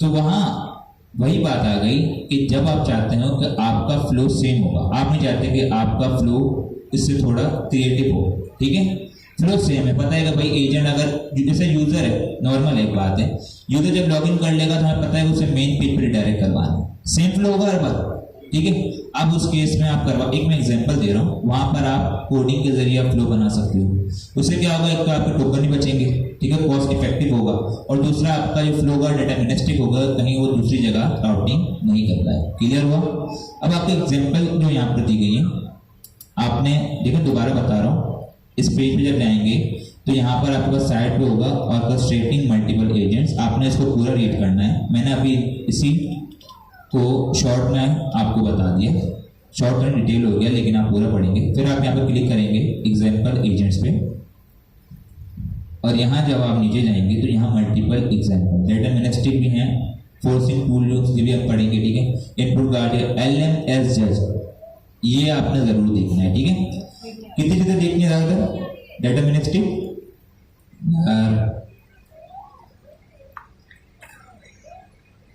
कल मैं आपको असाइनमेंट में बता दूंगा, ठीक है। ये आपको सारी की सारी चीजें जो हमने पैरेललाइजेशन पढ़ी कि सारे एजेंट इन पैरेलल चल रहे होंगे, ठीक है, वो यहाँ पर एग्जांपल दी गई है, यहाँ पर आउटपुट गार्डियंस वगैरह सब चीजें दी गई है। ये एग्जांपल बहुत ही इंपॉर्टेंट है। क्लियर हो गया? ठीक है, समझ आ गया ऑर्केस्ट्रेशन वाला कॉन्सेप्ट? ये थ्योरी थी लेकिन बहुत ही इंपॉर्टेंट थी। जब आप फ्लो बना रहे होंगे तो ये बेस्ट प्रैक्टिस है और इसी को फॉलो करते हुए आप बनाएंगे, ठीक है। अब्दुल्ला क्लियर है? 5 मिनट का ब्रेक लेते हैं, इसके बाद हम लोग कोडिंग की तरफ आएंगे, ठीक है। तो अब ये आप लोगों का टॉपिक तो हो गया ऑर्केस्ट्रेशन का, उम्मीद है आप सबको क्लियर भी हो गया होगा। अभी हमारे पास एक और न्यू टॉपिक है, उस टॉपिक का नाम है मॉडल सेटिंग। किसी ने पढ़ा है इससे पहले? किसी ने खुद से एक्सप्लोर किया हो? किसी ने भी नहीं? मॉडल सेटिंग हमारे पास ओपनएआई एजेंटिक एसडीएल के अंदर जो है ना कुछ सेटिंग्स है। जब भी हम लोग कोई एजेंट बनाते हैं तो जैसे सर अनिक ने बताया कि उस एजेंट को कौन चला रहा होता है, आवाज़ नहीं आ रही, LLM चला रहा होता है। तो LLM बाज़ औक़ात सही जवाब दे रहा होता है, कभी जो है ना उसका बिहेवियर चेंज होता है, कभी वो कुछ बात कर रहा होता है तो कभी कुछ कर रहा होता है। इसके अंदर हमारे पास मॉडल सेटिंग के अंदर क्या होता है कि जब हम किसी LLM को कॉल करते हैं तो उसका जो बिहेवियर है ना उसको कंट्रोल करने के लिए हम लोग ये सेटिंग्स करते हैं। क्या कोई बता सकता है कि जब हम लोग ओपिनियन की के साथ कोई एजेंट बनाते हैं तो बाय डिफॉल्ट कौन सा मॉडल यूज हो रहा होता है? Response model. मॉडल की बात करें, कौन सा मॉडल? 4.3, 4.0, ठीक है। बाय डिफॉल्ट 4.0 मॉडल यूज हो रहा होता है। तो उस मॉडल्स की जो भी हमारे पास LLM या जो भी मॉडल यूज हो रहा हो तो उसके अंदर कुछ सेटिंग्स हैं जो कि हम लोग कर रहे होते हैं, और ये ऑप्शनल सेटिंग्स है। आप चाहें तो करें, अगर आप कोई ऐसे प्रोडक्ट पे काम कर रहे हैं जहाँ पर आपको बहुत ज़्यादा ज़रूरत पड़ती है तो आप चाहें तो अपने मॉडल का बिहेवियर को कंट्रोल कर सकते हैं। और उसके अलावा इसके अंदर काफ़ी सारी ऐसी चीज़ें हैं जिससे हम लोग टूल्स को भी कंट्रोल कर सकते हैं। टूल्स को कंट्रोल करना मीन कि हम अपने एजेंट को बताएं कि किस तरह से वो टूल्स को यूज़ करें, कब करें, कब इग्नोर करें, ठीक है, कब ज़रूरी हो जाए उसके लिए टूल को यूज़ करना। अगर मैं जाऊँ हमारे पास एजेंट की क्लास के अंदर, सॉरी डॉक्यूमेंटेशन के अंदर, तो यहाँ पर हमारे पास एक टॉपिक है जिसका नाम लिखा हुआ है फोर्सिंग टूल यूज़। इसका मतलब है कि हम लोग एजेंट को, सॉरी अपने LLM को फोर्स कर सकते हैं कि वो हमारे टूल को यूज़ करे या ना करे, या फिर वो अपनी मर्जी से करे। अगर इसके अंदर आप लोग देखेंगे तो हमारे पास एक क्लास है मॉडल सेटिंग्स की, जिसको हम लोग इंपोर्ट कर रहे होते हैं एजेंट से। इसके अंदर हमारे पास कोड नज़र आ रहा है, ठीक है। ये हमारे पास क्लास है मॉडल सेटिंग्स की, जिसको हमने यहाँ पर अप्लाई किया हुआ है। ये जो मॉडल सेटिंग की क्लास है इसके अंदर हमने एक प्रॉपर्टी पास की हुई है जिसका नाम है टूल चॉइस। क्या नाम है? Tool choice. नाम से ही पता चल रहा है कि टूल की चॉइस, ठीक है। यहाँ पर हम क्या करते हैं, अपने मॉडल को पाबंद करते हैं कि आप इस टूल को यूज करें या इस टूल को ना यूज करें, या फिर ये टूल जरूरी यूज करना है। समझ रहे? इसके अंदर हमने क्या किया हुआ है, ये हमारे पास मॉडल सेटिंग्स है, ठीक है। जैसे हम लोग टूल लिख रहे होते हैं, इंस्ट्रक्शन लिख रहे होते हैं, वो हमारे पास मॉडल सेटिंग्स है। उसके बाद हमने एक क्लास इंपोर्ट की हुई है मॉडल सेटिंग्स की, जिसके अंदर हमने एक प्रॉपर्टी पास की है जिसका नाम है टूल चॉइस, और उसको मैंने अपने टूल का नाम दिया हुआ है। इट मीन कि आपने इस टूल को यूज करना है। समझ रहे? ये जो टूल चॉइस है मेनली इसके पास जो है ना 3 प्रॉपर्टीज होती है, मतलब समझ लें इसके पास 3 ऑप्शंस हैं जो हम उसको दे सकते हैं। सबसे पहले ऑटो, कि हम उसको कहते हैं कि आप खुद डिसाइड करो कि टूल को यूज करना चाहिए या नहीं। अगर मैंने एक सिंपल एजेंट बनाया है, उसको एक टूल प्रोवाइड किया है जो कि वेदर की इंफॉर्मेशन दे रहा है, अब मैं उससे पूछ रहा हूँ कि भाई मुझे वेदर बताओ, तो वो क्या करेगा, उसको मैंने चॉइस दी हुई है ऑटो, तो वो क्या करेगा, खुद डिसाइड करेगा कि मुझे इस टूल को यूज करना चाहिए या नहीं। समझ रहे? उसके बाद हमारे पास एक और प्रॉपर्टी है जिसका नाम है रिक्वायर्ड, कि हम अपने एजेंट को पाबंद करते हैं कि आपने इस टूल को लाजमी यूज करना है। क्या करना है? लाजमी इस टूल को आपने यूज करना है। लेकिन बाज़ औक़ात जब हम ये सेटिंग कर रहे होते हैं ना, तो ये हमारा एजेंट एक लूप के अंदर फंस सकता है। तो आगे चल के जब हम इसको कोड कर रहे होंगे तो मैं बताता हूँ किस तरह से हम इससे बच सकते हैं। तीसरी हमारे पास जो प्रॉपर्टी है वो क्या है? नन, कि आपने किसी भी टूल को यूज नहीं करना। अगर हमारे पास 3-4 टूल्स हैं और मेरे एजेंट के पास जो हमारी ये सेटिंग है टूल चॉइस, उसको मैंने प्रॉपर्टी दी हुई है नन, तो इसका मतलब है वो किसी भी टूल को यूज नहीं करेगा। चाहे आप उससे वेदर की इंफॉर्मेशन पूछें, चाहे आप कोई ऐसा सवाल पूछें जो कि टूल यूज़ करके ही वो जवाब दे सकता है, वो यूज़ नहीं करेगा। क्यों? क्योंकि हमने उसके बिहेवियर को चेंज कर दिया है। हमने उसको बता दिया है कि आपने इस टूल को यूज़, किसी भी टूल को यूज़ नहीं करना। ठीक है, अगर थोड़ा सा नीचे पढ़ेंगे तो यहाँ पर लिखा भी हुआ है कि टूल यूज बिहेवियर। इसके अंदर अगर आऊं, अच्छा हम फिलहाल इसी पर बात करते हैं। मैं इस कोड को कॉपी कर लेता हूं।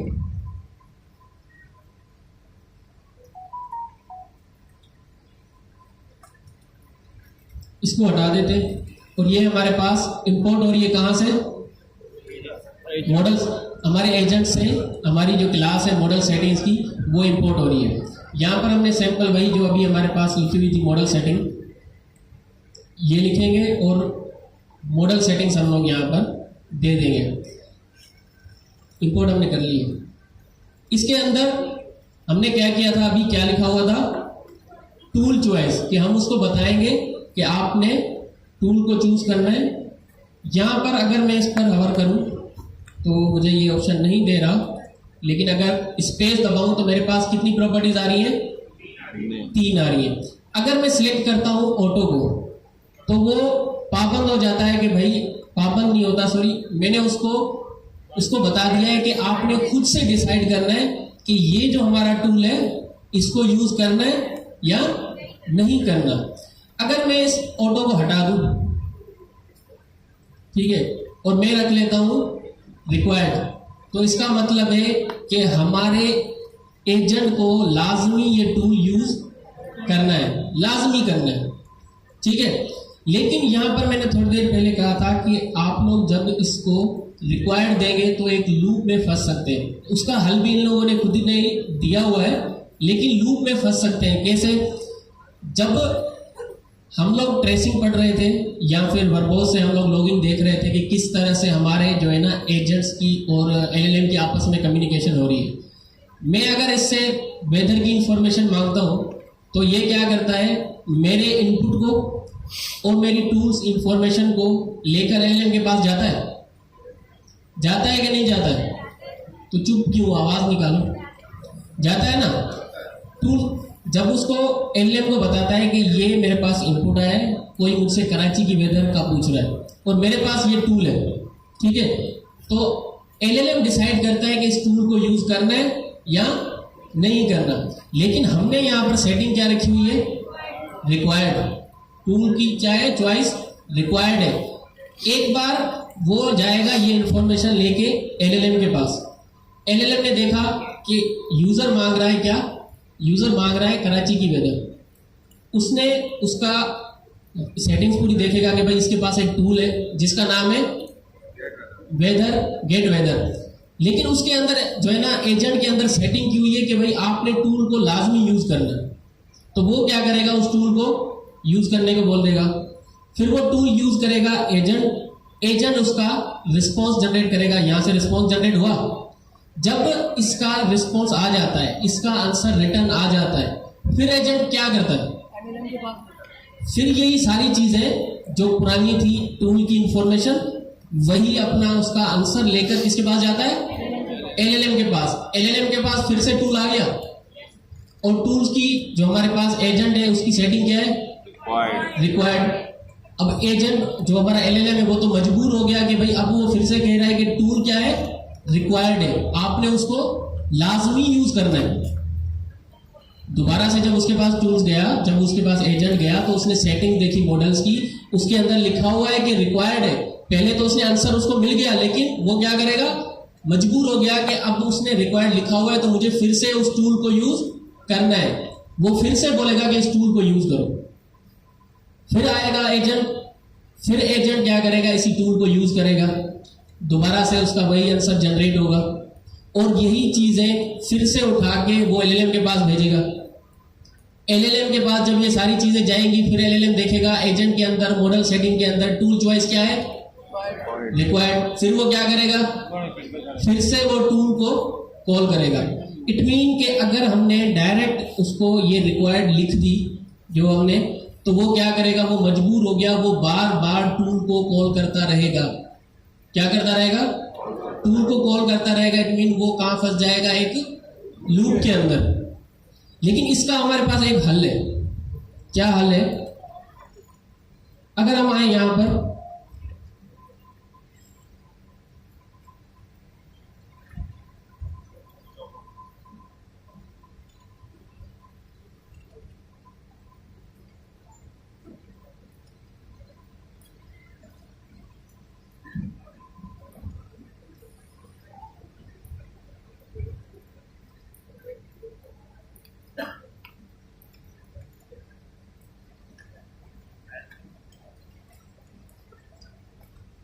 तो हमारे पास इसकी एक क्लास होती है, क्लास नहीं होती, प्रॉपर्टी होती है, जिसका नाम होता है रीसेट टूल चॉइस। क्या होता है? Reset tool choice. I think अगर मुझे यहां पर वो नजर आ जाए, एजेंट से हम लोग इसको इंपोर्ट करने की कोशिश कर लेते हैं, अगर मिल जाए।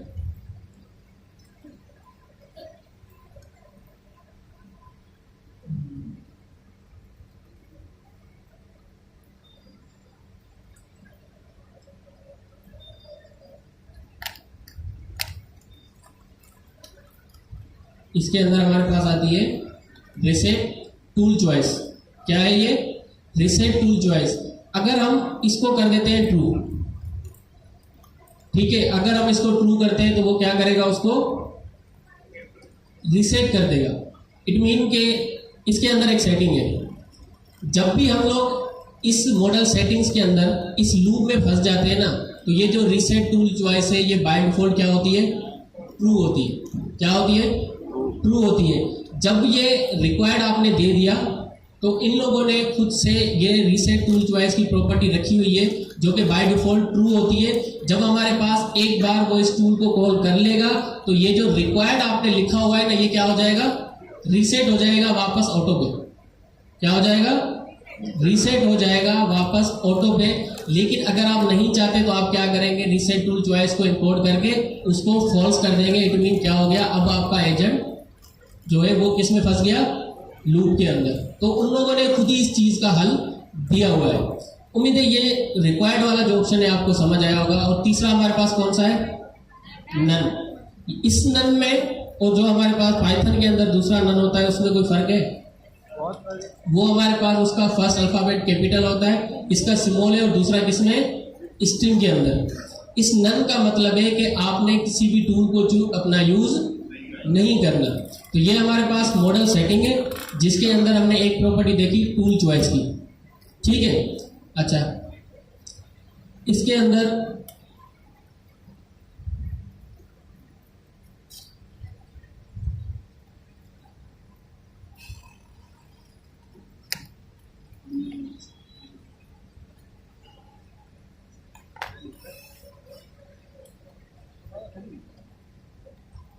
ठीक है। अच्छा, अब मुझे आपसे एक सवाल पूछना है कि अब अगर मैं इसकी जो हमारे पास टूल चॉइस है इसको ऑटो रख दूं तो ये क्या करेगा? और इससे मैं सवाल करता हूं कि मुझे कराची की वेदर चाहिए, क्या करेगा? एलएलएम खुद से डिसाइड करेगा कि अब टूल को कॉल करना है या नहीं। और अगर मैं यहाँ पर नन रख देता हूं तो वो टूल को कॉल नहीं करेगा। और अगर मैं उसको रिक्वायर्ड रख देता हूं तो लाजमी उसको टूल को कॉल करेगा। अच्छा, इसके अलावा एक और हमारे पास प्रॉपर्टी है जिसका नाम है टूल यूज बिहेवियर। ठीक है, टूल यूज बिहेवियर के अंदर क्या होता है कि हमने एक बार, अच्छा,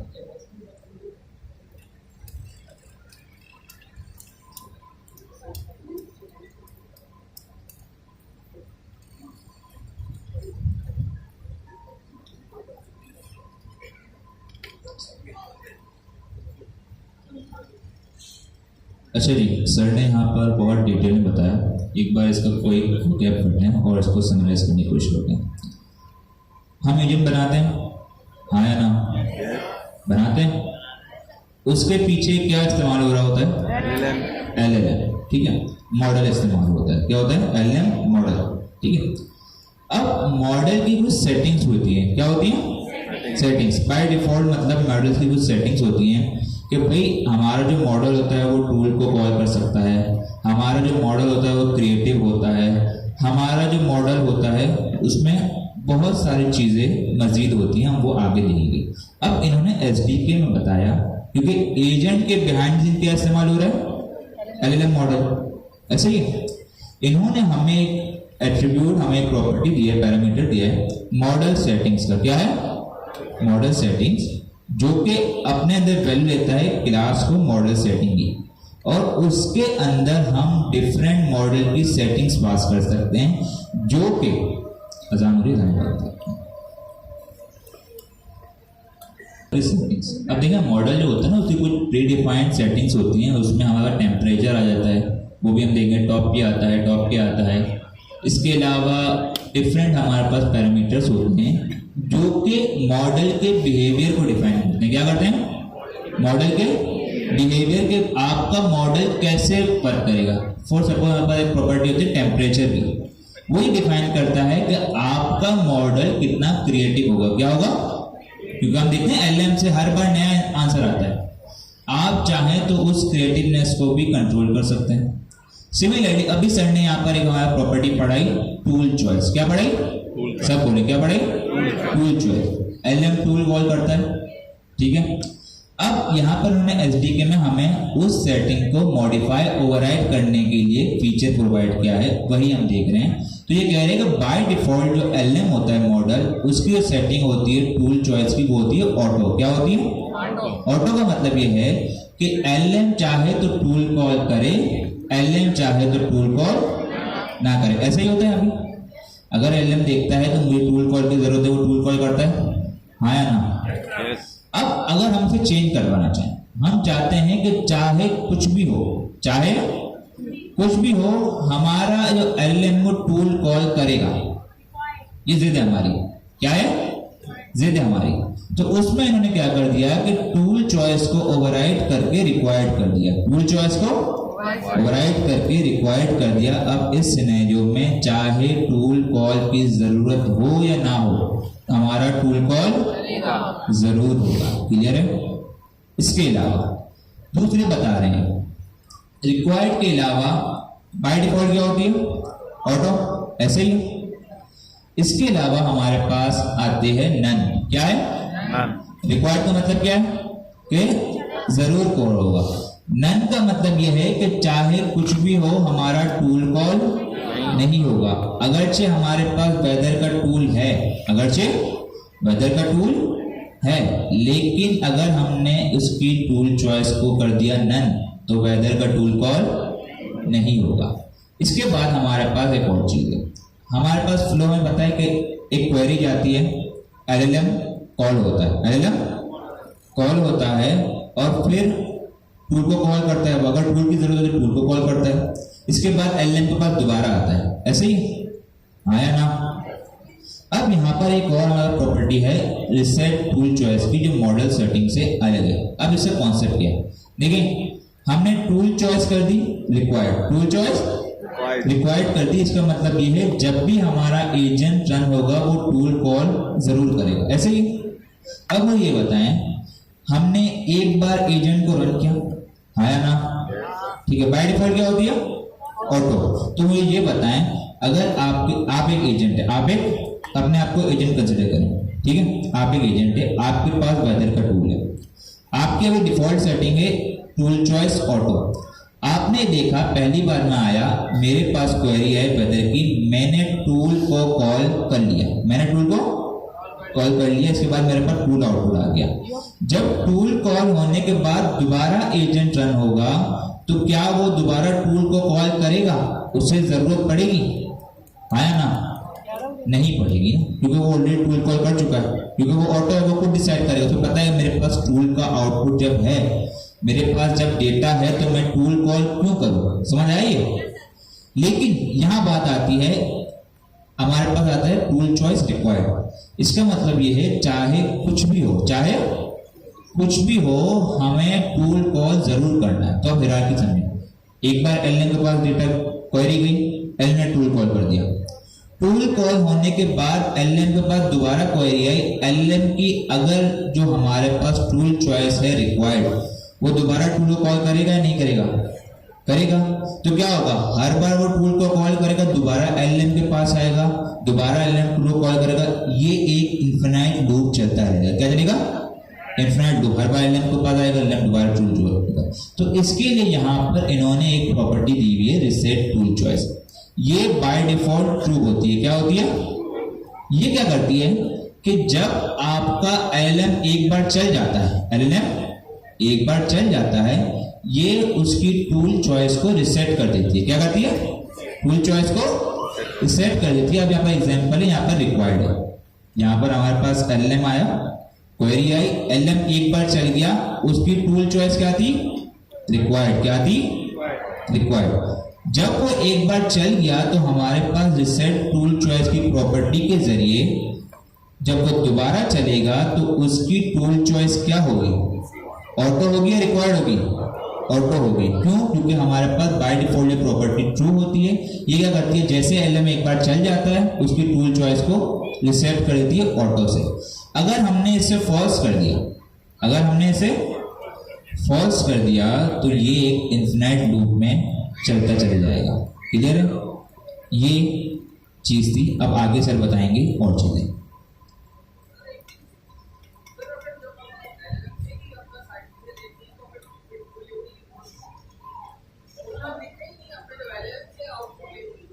एलएम के पास आउटपुट कैसे आएगा? डेटा कैसे आएगा? एलएम के पास गधे का डेटा है अपडेटेड, तो उसके लिए टूल चाहिए होगा। एलएम क्या आपके लैपटॉप को एक्सेस कर सकता है? तो उसके लिए टूल चाहिए होगा। एलएम क्या कोई फाइनेंशियल एपीआई को या कोई थर्ड पार्टी एपीआई कॉल कर सकता है?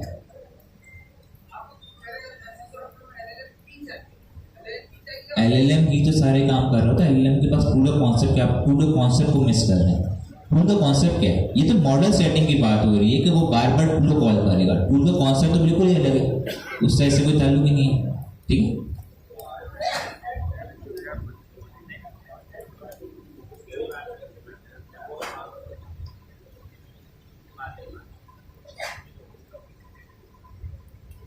ठीक है, तो हमारे पास ये मॉडल सेटिंग्स, और इस मॉडल सेटिंग्स के अंदर जैसे हमने टूल चॉइस पढ़ ली, उसके अलावा भी मजीद प्रॉपर्टीज हैं।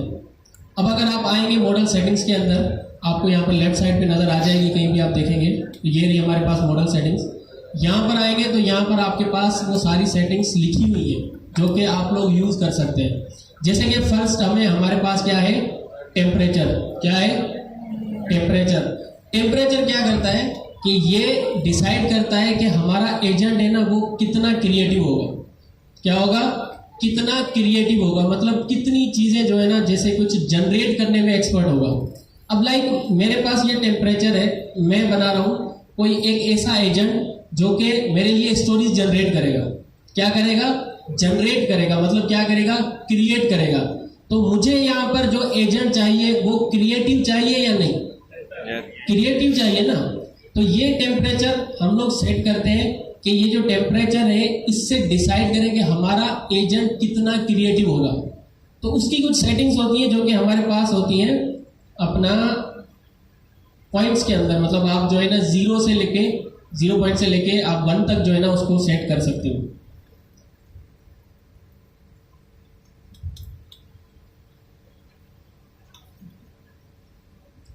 टेम्परेचर 0.3 नॉर्मली मेरे ख्याल से 3 होता है, 0.3।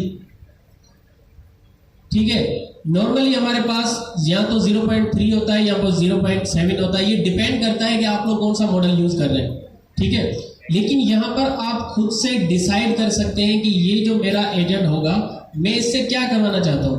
अगर मैं इससे कोई स्टोरीज जनरेट करवाना चाहता हूँ या कोई ऐसा काम करवाना चाहता हूँ जो न्यू क्रिएट करेगा, तो मुझे एक ऐसा एजेंट चाहिए जो क्रिएटिव हो।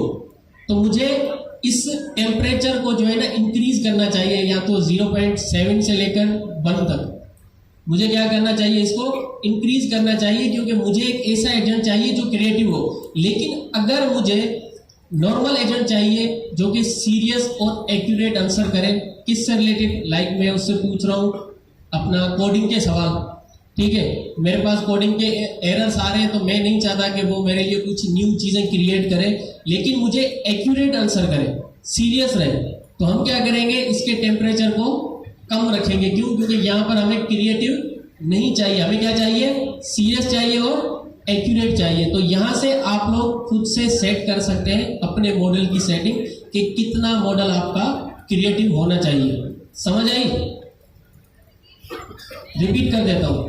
हमारे पास मैंने जैसे बताया कि हम लोग कोई ना कोई मॉडल यूज कर रहे होते हैं, तो हम अपने मॉडल के अंदर उसकी कुछ सेटिंग्स कर सकते हैं। जैसे हमने अभी टूल्स की चॉइसेस पढ़ी कि भाई टूल्स हम लोग उसको रिक्वायर्ड कर सकते हैं, नन कर सकते हैं, ऑटो दे सकते हैं। लेकिन अगर हम कोई ऐसी जो है ना ऐसा कोई प्रोडक्ट बना रहे हैं जिसके अंदर कोई यूजर आएगा वो अपना स्टोरेज जनरेट करवाएगा, ठीक है, तो हम क्या कर सकते हैं कि हम अपने एजेंट को क्रिएटिव माइंड बना सकते हैं कि वो सिर्फ चीज़ें जो है ना वो क्रिएट करने में अच्छा हो, बहुत अच्छा हो। या फिर ऐसा नहीं है कि सिंपल हो कि बस सिर्फ क्वेश्चन आंसर करे, नहीं, उसका माइंड कैसा हो, क्रिएटिव होना चाहिए। तो ये जो टेम्परेचर है ना, ये टेम्परेचर डिसाइड करता है कि कितना हमारा जो एजेंट है वो क्रिएटिव होगा। तो हम इसकी जो है ना वो वैल्यू इंक्रीज कर सकते हैं। लाइक मैं अगर 0.3 रखता हूँ तो ये बिल्कुल सीरियस, नॉर्मल, एक्यूरेट आंसर करेगा, सिर्फ क्यूए के जो है ना सॉल्व करेगा, मतलब क्वेश्चन आंसर देगा। मेरे जो अपना कोडिंग के क्वेश्चन हैं जैसे हम ChatGPT से पूछ रहे होते हैं उनके आंसर कर सकता है, लेकिन ये इतना क्रिएटिव नहीं है। तो हमें इसको क्रिएटिव बनाना पड़ेगा। हम उसकी जो है ना अपना टेम्परेचर इंक्रीज कर सकते हैं कि जो हमारा एजेंट है वो क्या करे, क्रिएटिव हो, कुछ ज़्यादा चीज़ें जो है ना वो जनरेट करने में माहिर हो। तो ये हम लोग उसको अपना टेम्परेचर से कंट्रोल कर सकते हैं। इसके अलावा भी हमारे पास कुछ और मॉडल सेटिंग्स है, जैसे हमारे पास है टॉप पीक, फ्रीक्वेंसी पेनल्टी, और भी हमारे पास मजीद है। यही टूल चॉइस जो अभी हमने पढ़ी वो भी इसी के अंदर आती है। इन एक एक करके आप लोगों ने इन सबको एक्सप्लोर करना है, ठीक है। अब जो फ्रीक्वेंसी पेनल्टी है ये क्या करता है, अच्छा प्रेजेंस पेनल्टी, ये हमारे पास फ्रीक्वेंसी पेनल्टी है। इसके अंदर हम लोग अपने एजेंट को बता रहे होते हैं कि आपने ज़्यादा रिपीटेड जो वर्ड्स होते हैं ना वो यूज़ नहीं करने। जैसे कि अगर मेरा एजेंट है उसको तो पता नहीं है ना, वो नॉर्मल आंसर कर रहा है, मुझे कह रहा है you are very very best, तो इसका जो ये जो वेरी वेरी है ना उसने क्या कर दिया, वो वर्ड्स को रिपीट कर दिया। तो मैं चाहता हूं कि आप जब बात करो तो आप ज़्यादा चीज़ें रिपीट ना करो, या फिर जब आप मुझे आंसर कर रहे हो तो चीज़ों को रिपीट ना करो। तो हम उसकी फ्रीक्वेंसी पेनल्टी सेट कर सकते हैं। उसके अलावा भी हमारे पास ये सेटिंग्स है। तो ये एक एक करके आप लोगों ने इन सेटिंग्स को खुद से एक्सप्लोर करना है।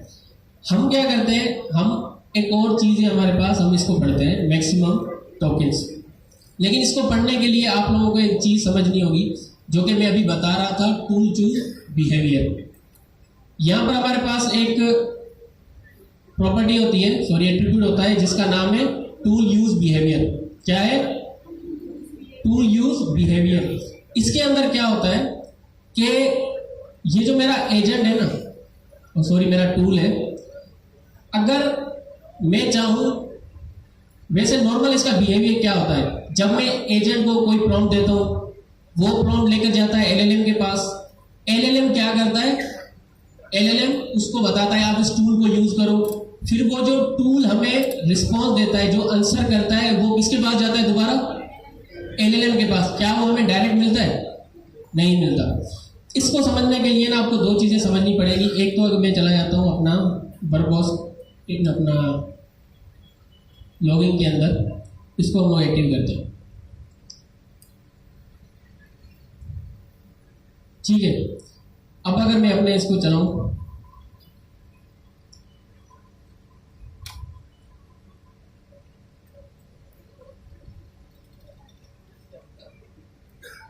इस मॉडल सेटिंग को मैं हटा देता हूँ फिलहाल के लिए।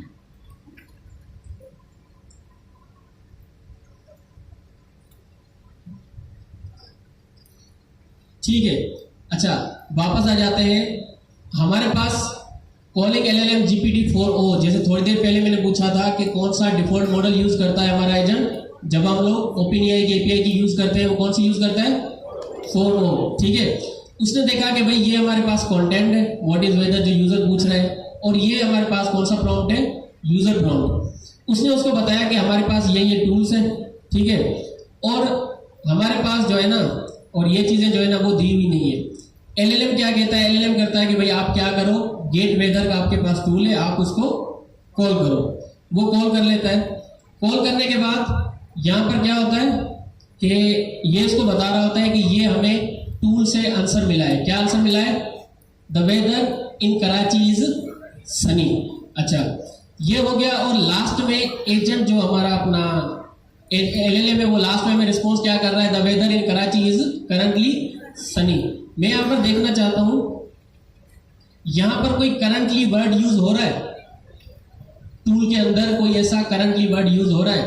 नहीं हो रहा। इट मीन जो हमें अपना लास्ट फाइनल आउटपुट मिला है वो किसकी तरफ से मिला है? LLM की तरफ से। ठीक है, वापस आ जाता हूँ। यहाँ पर हम लोग एक चीज देखते हैं। जब हमारे पास LLM के पास ये सारी चीजें जा रही थी, तब हमारे पास ये जो टर्न लिखी हुई नजर आ रही है, नजर आ रही है टर्न।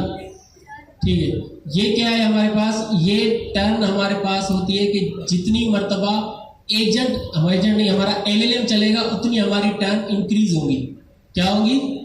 जितनी मर्तबा हमारा LLM चलेगा उतनी मर्तबा हमारी टर्न्स इंक्रीज होगी। LLM के पास इनपुट आया कि भाई ये इनपुट है, ये हमारे पास टूल है, यहाँ तक कोई टर्न इंक्रीज हुई है? नहीं हुई। LLM ने देखा भाई आपके पास टूल है, आप क्या करो, इस टूल को कॉल करो। उसने टूल को कॉल करवाया। यहाँ तक जब उसने टूल को कॉल किया, कोई हमारे पास टर्न इंक्रीज हुई? नहीं हुई। जब हम लोग दोबारा से वो उसने क्या किया कि जब हमारे अपना टूल से वो रिटर्न करके लाया आंसर, तो दोबारा से वो किसके पास जाता है? LLM के पास। अब वो LLM के पास आया है तो यहाँ पर क्या हुआ? टर्न हमारी इंक्रीज हो गई, मतलब 2 टर्न्स हो गई। पहली टर्न जब LLM के पास हमारा इनपुट गया था, ठीक है, फिर LLM ने बताया कि भाई आप जो है ना, आपके पास ये टूल है, आप इसको कॉल करो। एजेंट ने टूल को कॉल किया, उसको आंसर मिला। दोबारा से यहाँ तक हमारी टर्न इंक्रीज नहीं हुई थी। टर्न कब इंक्रीज हुई? जब उसने वो सारा रिटर्न जाकर LLM को दिया और LLM चला। जब LLM चला तो टर्न क्या हो गई? 2 हो गई हमारे पास। उसके बाद LLM ने जो है ना उसका फाइनल आउटपुट हमें जनरेट करके दे दिया। ये जो टर्न्स है ना, ये हम खुद से डिफाइन कर सकते हैं, मैक्सिमम टर्न्स। अगर मैं आ जाऊं यहाँ पर, हमारे पास मैक्सिमम टर्न्स नजर आ रही है आपको? ये नहीं मैक्सिमम टर्न्स। अगर मैं इसको रख लेता हूं 2, तो एक एजेंट को मैंने इनपुट दिया है, वो टूल को कॉल करेगा और मुझे फाइनल आंसर एक LLM की तरफ से आउटपुट ला कर दे। कितनी टर्न्स में ये काम हो जाएगा? कितनी टर्न्स में काम हो जाएगा? 2 में। ठीक है, हम लोग चेक कर लेते हैं।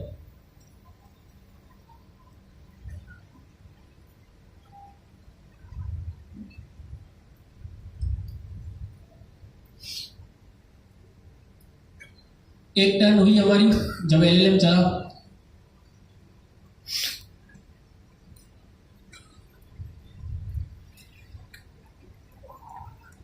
इंटरनेट स्लो है, उसकी वजह से ये थोड़ा सा स्लो चल रहा है। तो ये हमारे पास फाइनल आंसर आया है और हमारी कितनी टर्न्स के अंदर आ गया? ये 2 टर्न्स के अंदर आ गया। और मैंने मैक्सिमम टर्न्स उसको कितनी बताई थी कि आप सिर्फ कितनी टर्न्स ले सकते हो? हम यहाँ पर खुद से एक्सप्लिसिटली डिफाइन कर सकते हैं कि आप सिर्फ 2 टर्न्स ले सकते हो, 3 ले सकते हो या 4 ले सकते हो। फर्ज करें कि अगर मैं पुराने कॉन्सेप्ट पे जाऊं, जो कि हमने उसको रखा था टूल चॉइस रिक्वायर्ड। क्या रखा था? Tool choice required. और अगर मैं उसकी रिसेट टूल चॉइस जो है ये फॉल्स कर देता, तो ये लूप में फंसता ना। एक मरतबा एजेंट चल जाता, वो LLM को कॉल करता, वो चलता, वो टूल को कॉल करता, फिर से वही लूप चलता। ऐसा ही है। लेकिन अगर मैं यहाँ पर रखता टर्न्स 2, तो इट मीन कि जब मेरे पास एक मरतबा LLM चला, उसका रिस्पॉन्स गया, LLM के पास गया, तब वहां पर जब दोबारा से हमारा LLM चलेगा ना उस रिस्पॉन्स के साथ, ये देखने के लिए कि टूल कौन सा है, क्या उसको रिक्वायर्ड है या नहीं, तब हमारी टर्न्स वहां पर क्या हो जाती? खत्म। और वहां पर हमारा जो प्रोजेक्ट है वो क्या कर जाता है? क्रैश कर जाता है, एरर दे देता है। क्यों? क्योंकि हमने मैक्सिमम टर्न्स कितनी रखी है? 2 रखी हुई है। ठीक है। अच्छा, अब यहाँ पर एक चीज है, अगर मैं यहां पर रख देता हूं मैक्सिमम टर्न्स 1, मैंने क्या रख दिया है? मैक्सिमम टर्न्स कितनी रखी? 1। तो अब मुझे इस अपना एजेंट से रिस्पॉन्स लेने के लिए कितनी टर्न्स रिक्वायर्ड है? अगर मैं 1 रख दिया तो क्या होगा? एरर आएगा। चला के देख लेते हैं कौन कौन कहता है एरर आएगा। 8-10 लोग कह रहे हैं। कौन कहता है नहीं आएगा? और ये जो बीच वाले हैं वो क्या कहते हैं? जो भी आ जाए हमारा क्या, खुद ही देख लेंगे सर वाले, है ना? ठीक है, हम इसको चला लेते हैं।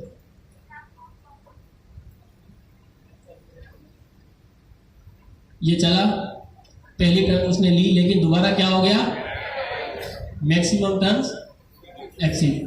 ठीक है, तो हमारे पास क्या हो गया कि हमारी मैक्सिमम टर्म्स जो है ना वो पूरी हो गई। हमने रखी थी कितनी टर्म्स? 8 टर्म्स। अच्छा जी, ये समझ आ गया मैक्स टर्न वाला। ठीक है, इसको जरा ध्यान में रखिएगा कि मैक्स टर्न का मतलब ये है कि आपका एलएलएम जो है वो कितनी बार चलेगा। क्या चलेगा? एलएलएम कितनी बार चलेगा, इसमें टूल कॉल का कोई काउंट नहीं होता। और ये पास कहाँ होगा सर? एनएल के अंदर हमारे पास एक एट्रीब्यूट है मैक्स टर्न का। ठीक है, जिस तरीके से हम कॉन्टेक्स्ट पास करते हैं इसी तरीके से हम मैक्स टर्न भी पास कर सकते हैं। अब यहाँ पर एक और चीज है सर, जरा आप दोबारा टर्मिनल ओपन करें। यहाँ पर इस एक्सेप्शन की टाइप जरा देख लें। क्या देखें? टाइप। टाइप क्या है? Max turn exceed. क्या है? इसे याद रखिएगा। हमारे पास नॉर्मली जो एसडीके के अंदर है वो वैसे तो बहुत सारे अलग आते हैं, लेकिन एसडीके ने 3 टाइप के एक्सेप्शन वो क्लास में डिफाइन किए। पहला है मॉडल बिहेवियर एरर। सब बोले क्या है? Model behaviour error. वो एरर जब अगर होता है जब आपके मॉडल में कोई इशू होता है। क्या है? मतलब मॉडल कोई रिस्पॉन्स दे रहा है उसमें कोई इशू आ रहा है। ठीक है, दूसरा होता है यूजर एरर। क्या होता है? सब बोलोगे क्या होता है? User error. मतलब as a user, as a developer आपने कोई गलती की है। तीसरा है मैक्स टर्न एक्सीड एरर। ये जब आता है जब आपकी मैक्सिमम टर्न जो है वो एक्सीड हो जाती है। क्लियर है? ये बड़ा इंपॉर्टेंट है, ये पूछा जा सकता है। ठीक है, तो ये सवाल आ गया।